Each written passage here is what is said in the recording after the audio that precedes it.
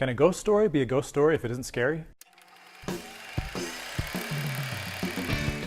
Hello everyone and welcome to Movie Reviews by Josh. My name is Josh Terry and I am your source for profound insights on the newest movies. I'm your only source. There's no other source out there. That's it. It's me. Today I want to tell you about a movie which debuted at Sundance, but I missed it at Sundance and I'm really glad that I saw it earlier this week. So Ghost Story is about, no kidding, a ghost. The ghost is played by Casey Affleck, who spends almost the entire movie under a sheet with little holes cut out for his eyes. You don't see his eyes, it's all blacked out and look very mournful.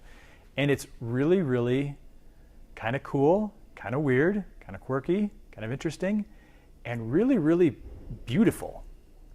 This movie is very difficult to describe. Like, calling it a ghost story is probably the most concise and accurate and simple way to describe this movie, because it's this surreal meditation on the meaning of life and existence and mourning the people we've lost and being attached to people and places and all these kind of different things.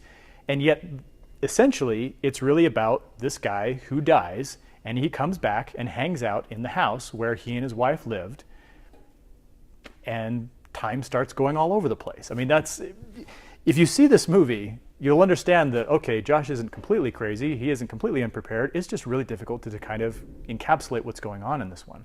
Now, like I said, Casey Affleck plays the husband. Rooney Mara is his wife. Early on in the movie, they're kind of a happy couple.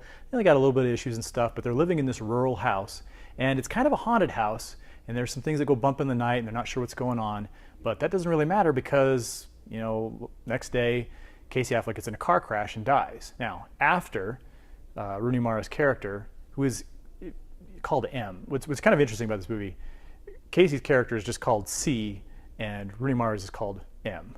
And so they're really kind of the only main characters, and so, anyway, that's a tangent. So, Rooney Mara goes to identify Casey Affleck's body, and once she does, she puts the bed sheet back on the table over his body, walks off. There's like this 30-second pause as we just stare, and then all of a sudden, Casey Affleck rises from the dead, with the sheet over him still. And then he spends the rest of the movie with this big white sheet kind of draping behind him. He goes back home and he kind of watches her, and she eventually moves on and sells the house, and this Hispanic woman with her two kids moves in, and he haunts them, and time kind of goes on, and then time starts kind of bending around, and it's this really kind of interesting, tough to describe movie. And it's hard to describe, but it's easy to say I really enjoyed it. Now, it is very out there. There's definitely a 2001 A Space Odyssey vibe to this, kind of a rural version, if you will. And so don't be expecting to have a traditional experience with this. If you like traditional movies, if you like scary movies,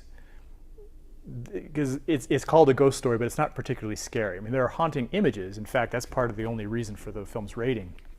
But it's kind of one of these open-ended, ambiguous things where, yes, you can identify a story arc, but there's actually a lot more to kind of think and ponder upon, and you may feel unsatisfied. I think this is the kind of movie that some people are going to really love the experience.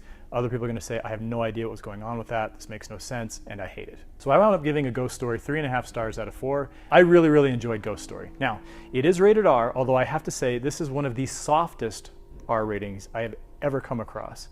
There's a single use of the F word, and I don't even think that there is any other profanity throughout the whole movie, now that I think about it. There's no real sexual content. There's some sensuality, but that's really about it.